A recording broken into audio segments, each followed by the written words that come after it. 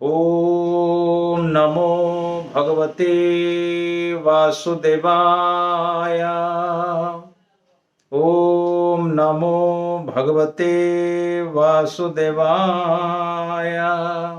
ओम नमो भगवते वासुदेवाय। कृष्णाय वासुदेवाय हरये परमात्मने प्रणतक्लेशनाशाय गोविन्दाय नमो नमः। आप सभी भक्तों का स्वागत है, आप सबका अभिनंदन और अभिवादन। आइए भागवत के कथा प्रसंग में प्रवेश करेंगे। उसके पूर्व हमारे परिचित दो पंक्तियों को गुनगुनाकर अपने चित्त को चित्त चोर के हाथों समर्पित करते हैं। आओ पीते हैं भागवत रस, जीवन होगा अति सरस। आओ पीते हैं भागवत रस, जीवन होगा सदा सरस। जीवन होगा सदा सरस, जीवन होगा अति हरस। हरे कृष्णा। आप लोग सुन रहे हैं, सुत गोस्वामी से शौनकादि मुनियों ने प्रश्न पूछा। वेदव्यास ने कब भागवत की रचना करी? वेदव्यास के विषय में, उनके पुत्र शुकदेव के विषय में एवं महान श्रोता पांडु वंश के उत्तराधिकारी महाराज परीक्षित के विषय में। ये प्रसंग हम लोग क्रम से सुनते आ रहे थे, पर कल हमने कलियुग के बारे में कुछ विशेष बातें आपके पास से रखी थी, तो आज पुनः हम पूर्व विषय पर जाना चाहेंगे। आइए सुत गोस्वामी से जो पूछा गया उन प्रश्नों पर थोड़ा ध्यान देकर चर्चा करते हैं। तो सबसे पहले मुनियों के मन में ये प्रश्न जगा कि हे महाराज सुत, आप कृपा करके हमें बतलाइए, महाराज परीक्षित के लिए ऐसी कौन सी परिस्थिति आई जो वो भागवत कथा श्रवण के लिए समस्त राजपाट का परित्याग करके गंगा के तट पर अनशन व्रत लेकर बैठ गए। सबसे महान प्रश्न तो यही है। भागवत में ऐसा लिखा हुआ है, अभिमन्यु सुत महाभागवत, और उनका जन्म और उनका कर्म दिव्य है। जन्म माने मात्र गर्भ में जब परीक्षित महाराज थे, उत्तरा के गर्भ में, अश्वत्थामा ने ब्रह्मास्त्र छोड़ा था। भगवान चक्रधारी ने अश्वत्थामा के ब्रह्मास्त्र से महाभागवत परीक्षित की रक्षा की थी, इसलिए उनका एक नाम है विष्णुरात। विष्णुना रातम दत्तम इति विष्णुरातः। परीक्षित महाराज जी का वाकई असली नाम है विष्णुरात, क्योंकि भगवान श्री कृष्ण का ये दिया हुआ दान है उत्तरा को। मित्रों, जिसकी रक्षा मातृ गर्भ में भगवान ने की थी, क्या वो प्रभु इस सामान्य ब्रह्म साप से उनकी रक्षा नहीं कर सकते थे? एक बात। दूसरी बात यह है कि परीक्षित महाराज जी ने कलियुग पर विजय पाई थी। ऐसा संसार में कोई राजा नहीं हुआ जिसने कली पर विजय पाई है। महाराज परीक्षित के अतिरिक्त ऐसा किसी राजा का नाम नहीं आता जिन्होंने ऐसा महान कर्म किया है, दुष्कर कर्म किया है। अतः महाराज परीक्षित का जन्म एवं महाराज परीक्षित का कर्म, ये दोनों बहुत ही अलौकिक है, अतिशय अलौकिक है। ये तो मुनियों के मन में प्रश्न होना ये बिल्कुल स्वाभाविक था कि जिस राजा का जन्म ऐसा अद्भुत है, जिनके कर्म ऐसा अद्भुत है, फिर उसको ब्रह्मशाप होता है और ब्रह्मशाप से वो अपने रक्षा नहीं कर सकते थे। बिल्कुल कर सकते थे। इसका अर्थ होता है कि आप हमको विस्तार से सुनाइए कि इसके अंदर कहीं ना कहीं कुछ ना कुछ विशेष रहस्य है। अर्थात राजा परीक्षित ने भागवत श्रवण को इतना महत्व दिया जो अपने जीवन को नहीं दिया। अर्थात जीवन जीने के बजाय 7 दिन भागवत श्रवण करके मरना उन्होंने अति आवश्यक और अधिक श्रेय समझा। पहली बात तो यह है। मुनियों ने कहा अभिमन्यु सुत, जबकि अभिमन्यु की मृत्यु हो चुकी थी। उत्तरा तो जीवित थे, उत्तरा सुत कह सकते थे? ना ना, शास्त्र में ऐसा कहा गया, पितृ नामना महत्वम ही मातृ नामना तो हीनता। यानी जब कोई बल पौरुष का परिचय दिया जाता है तो पिता के नाम के अनुसार दिया जाता है। अभिमन्यु पुत्र ये कहने से ये ध्वनि तो होता है कि महाराज परीक्षित अभिमन्यु जैसा वीर थे।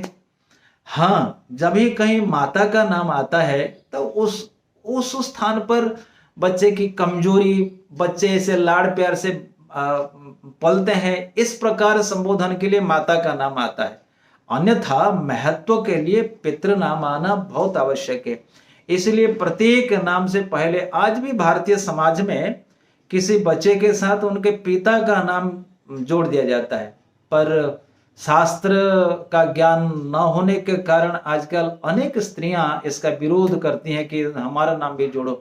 नहीं, ऐसा शास्त्र में है, पितृ नामना महत्वम ही मातृ नामना तो हीनता। जिससे पुत्र के नाम पे माता का नाम जुड़ जाता है वो हीनता के अर्थ में प्रयोग होता है।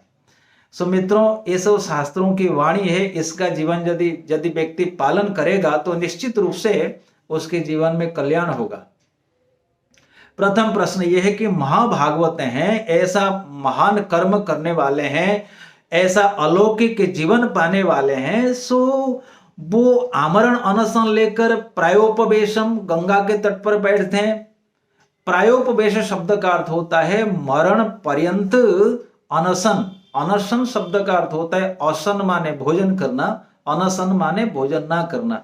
माने जब तक मृत्यु नहीं होगी तब तक को उपवास करते हुए मृत्यु के लिए प्रतीक्षा करना, उसी का नाम है प्रायोपवेशम, माने आमरण अनशनम। वर्तमान का नहीं है, वर्तमान का तो जूस वूस पी करके रह जाते हैं। सब पहला प्रश्न बिल्कुल स्वाभाविक था।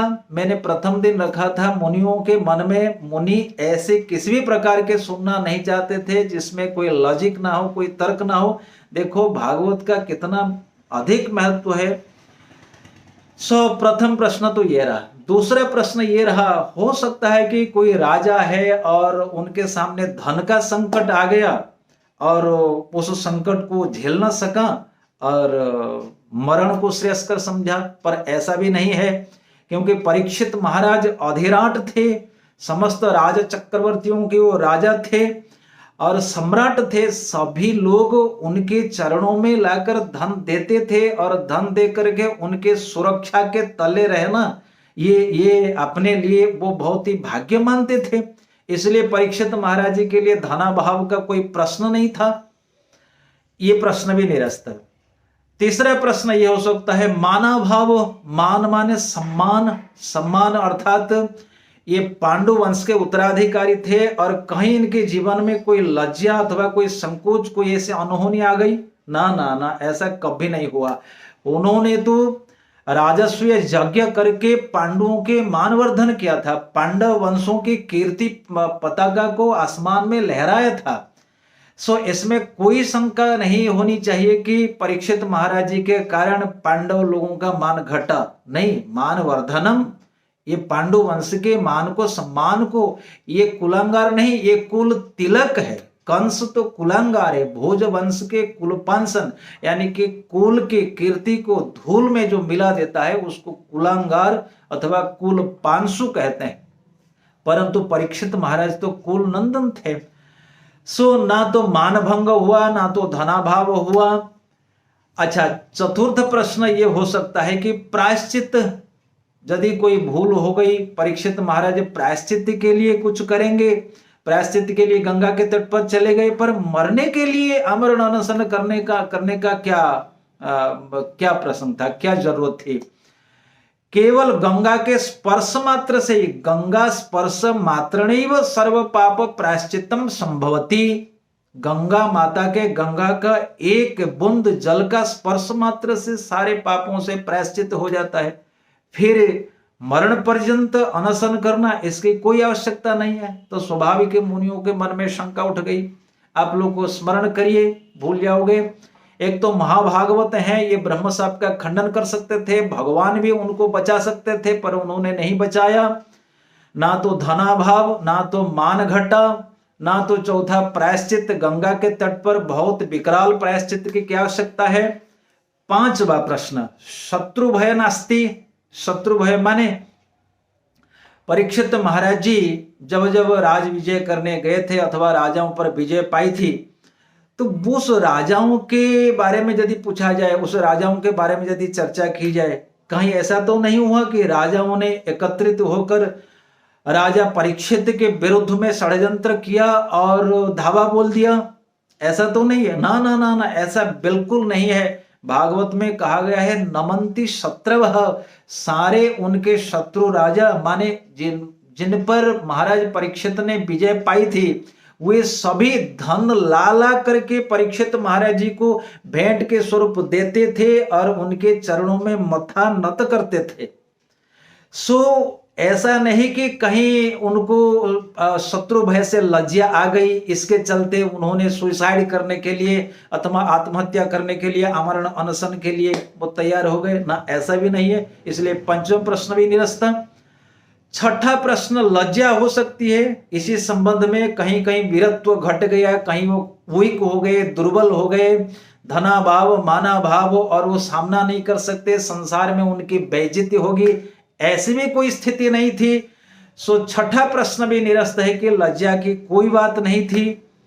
अब सबसे अंतिम प्रश्न, सप्तम सातवां प्रश्न दागा कि भाई ये सब तो हमने मान लिया, लेकिन अंतिम हमारा ये सवाल है कि जो भी वैष्णव होते हैं, राजा होते हैं, वो दूसरों के लिए जीते हैं। उनका जीवन, उनका धन, उनका प्राण संसार समाज के लिए है, दूसरों के लिए ही है। ऐसा रामचरितमानस में कहा गया है। संत तुलसीदास गोस्वामी कहते हैं, हेतु रहित जग जुग उपकारी, तुम तुम्हार सेवक असुरारी। हे असुरारी माने असुरों के शत्रु, हे राम, ये संसार में केवल आप ही संसार की निस्वार्थ सेवा कर सकते हैं या तो आपके सेवक, अन्यथा ये संसार में जो भी संबंधी है वो सब स्वार्थ के संबंधी हैं। यहां पर प्रश्न उठेगा, राजा ने अपना शरीर को क्यों त्यागा? जिन्होंने कली पर विजय पाई थी, तो ऐसे राजा की संसार के लिए बड़ी आवश्यकता है। ऐसा राजा संसार में हो तो शत्रु पक्ष हमेशा नीचे रहेगी, दब करके शत्रु पक्ष रहेगा, संसार में कोई अनीति दुर्नीति नहीं फैलेगी। तो ऐसे राजा को अपने आत्महत्या, अपने जीवन को नष्ट करना नहीं चाहिए। ऐसा शास्त्र में कहा गया है, नहीं परोपजीवनम स्वयं त्यक्तुम उचितम। जिस जीवन के आधार पर दूसरा का जीवन, दूसरे की जीविका, जिंदगी टिकती है, ऐसे व्यक्ति को अपना जीवन को नष्ट करना, आत्महत्या करने का कोई अधिकार नहीं है। इसलिए मित्रों, भक्तों के लिए आत्महत्या एक सामान्य जीव के लिए भी आत्महत्या, किसी के लिए भी आत्महत्या महापाप है। विशेष रूप से भक्तों के लिए अतिशय पाप है। इसका कारण होता है, भक्त भगवान के हाथ का एक इंस्ट्रूमेंट बनता है, जिसके माध्यम से भगवान समाज के कल्याण के लिए अनेक क्रिया, अनेक कार्य करते हैं। तो जो भी भक्त आत्महत्या करता है वो भगवान के चरणों में द्रोह करता है। इसलिए कतई भक्तों को ना डिप्रेशन में जाना चाहिए, ना आत्महत्या करना चाहिए, बिल्कुल नहीं करना चाहिए, सावधान रहना चाहिए। सो प्रश्न यहां उठेगा, परीक्षित महाराज जो इतने बड़े राजा, कली पर जिन्होंने विजय पाई थी, जिस राजा के संसार की बड़ी आवश्यकता है, तो उन्होंने क्यों आत्महत्या की? इतनी समझ तो राजा को थी। और एक बात है, वो युवक अवस्था में, युवावस्था में ऐसा क्यों किया? एक तो उनके पास धन था, धन का त्याग कर दिया, और युवावस्था आयु थी, आयु और धन, ये दोनों त्याग करना अतिशय कठिन है। एक तो संसार में मित्रों, ये जितने मैंने कहा, महाभागवत होना, धन की प्राप्ति होना, मान प्रतिष्ठा की प्राप्ति होना, और एक पुण्यवान जीवन बिताना, जहां जिसके लिए कोई शत्रु भय भी नहीं है, जो वीर है, जो जिसके पास कोई भी शत्रु नहीं है, हर प्रकार से 4 प्रकार के पुरुषार्थ, धर्म, अर्थ, काम, मोक्ष, जिनके पास, जिनकी सेवा के लिए तत्पर खड़े थे, ऐसे व्यक्ति आमरण अनशन करता है, वो I mean he is decided to commit suicide. ऐसा क्यों हुआ? अच्छा, एक बात है, भागवत में परीक्षित महाराज को युवक कहा गया है, पर महाभारत में वृद्ध कहा गया। इसका क्या समाधान है? ऐसा महाभारत में एक श्लोक में आया है, परिश्रांता वयसश्च 60 वर्षः जरान्वितः क्षुधित स महारण्य ददर्श मुनिसत्तमम्। परिश्रांता माने परिश्रम, वो शिकार के पीछे भागते भागते बहुत ही थक गए थे, उनकी उम्र हो गई थी, 60 वर्ष की उम्र हो गई थी और बुढ़ापा आ गया था, भूखे प्यास थे और सामने शमीक मुनि को उन्होंने देखा। ऐसा महाभारत में। परंतु भागवत जिसकी चर्चा हम कर रहे हैं उसमें लिखा हुआ है युवावस्था। इसका क्या समाधान है? मित्रों, शास्त्रों में ऐसा कोई विरोधाभास नहीं है।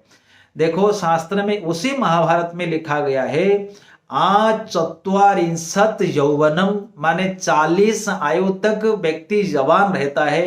चत्वारिंशत यौवनम षष्ठीम मध्यम वयः, 60 वर्ष पर्यंत जो वय है, आयु है, उसको मध्यम आयु कहते हैं। वो बुढ़ापा नहीं है, 60 वर्ष के बाद बुढ़ापा आता है। सो द्वापर युग में जिसमें लोग 1000 वर्ष की आयु जीते थे, उसमें 60 वर्ष की आयु कोई बहुत अधिक नहीं थी, बुढ़ापा बिल्कुल नहीं आया था, इसीलिए उनको युवा कहा गया। यह है समाधान।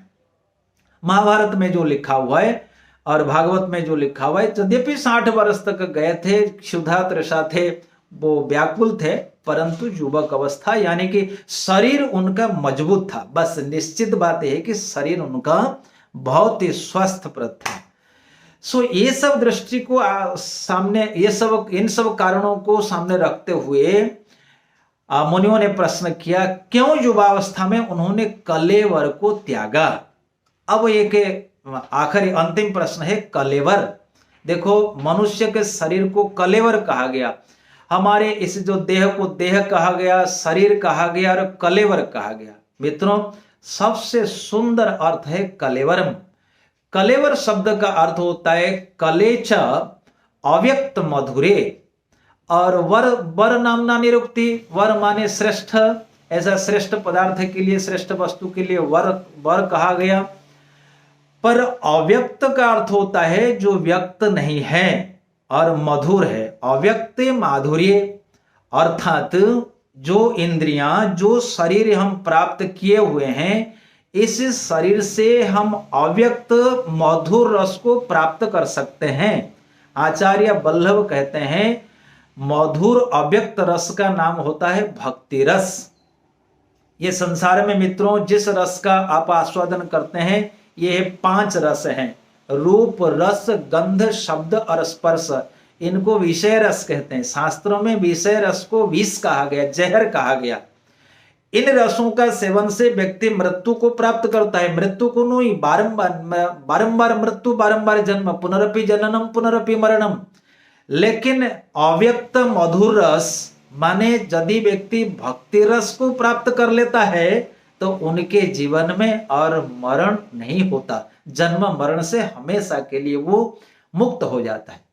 इसलिए मित्रों, कलेवर शब्द का अर्थ होता है जो देह, जो शरीर अव्यक्त मधुर माने भक्ति रस को प्राप्त करने का श्रेष्ठ साधन, ये है कलेवर शब्द का अर्थ है। तो जो परीक्षित महाराज महान भक्त थे और भक्ति रस को, भक्ति को प्रचार करने के लिए एक महान ईश्वरीय साधन थे, उन्होंने इस भक्ति रस के साधन स्वरूप इस शरीर को क्यों आमरण अनशन के द्वारा नष्ट कर दिया। एक प्रकार से परीक्षित महाराज ने सुसाइड करने के लिए, आत्महत्या करने के लिए गंगा के तट पर चले गए। चाहे 1 दिन में करे, चाहे 2 दिन में चले, 2 दिन में करे। सो मित्रों, परीक्षित महाराज जी का मरण, उनका जन्म, उनका मरण, उनका जीवन सब आश्चर्य है। ऐसे भक्तों की कथा यदि हम श्रवण करते हैं तो निश्चित रूप से भक्ति देवी की हम पर कृपा होती है और धीरे धीरे इस भक्ति के प्रभाव से हम भगवान के करीब होते हैं, भगवान के समीप जाते हैं। एक बात तो यह है, सो मित्रों, इसलिए ये सारे प्रश्न ये मुनि यद्यपि जानते थे, पर जन सामान्य की चेतना को, जन सामान्य के भीतर जागरूकता पैदा करने हेतु उन्होंने सुत गोस्वामी के पास ये प्रश्न रखा। ऐसा नहीं कि मुनि नहीं जानते थे, मुनि सब जानते थे, फिर भी हमारे लिए, हमारे हित के लिए रखा। एक तो ये बात है। एक बात हम आपसे शेयर करना चाहते हैं, कल जो एकादशी आने वाली है, कल की एकादशी को कहते हैं त्रिस्पर्शा एकादशी, त्रिस्पर्शा बंजुला एकादशी। ये योग बहुत कम आता है। देखो, त्रिस्पर्शा माने एकादशी, द्वादशी और त्रयोदशी, ये तीनों का जहां स्पर्श हो उसको त्रिस्पर्शा कहते हैं। ऐसा संयोग हमेशा नहीं आता, कभी कभार आता है। जब ये महाराज अम्बरीश महाराज जी का शासन था अयोध्या में, उस समय ये त्रिस्पर्शा एकादशी आई थी और महाराज अम्बरीश अयोध्या से यहाँ मथुरा वृंदावन आए थे एकादशी द्वादशी व्रत पालन करने के लिए। इसलिए आप सभी मित्र भक्तों से निवेदन है, कल की एकादशी है तो बड़े ध्यान से पालन करना। एकादशी शब्द का अर्थ होता है हमारे पास जो एकादश इंद्रियां हैं, इन एकादश इंद्रियों को, 10 इंद्रियां तथा मन, इनको किसी भी उपाय से भगवान की उपासना में लगा के रखना, माने भगवान के सामने बैठना, साथ बैठना। उप माने निकट, वास माने बैठना।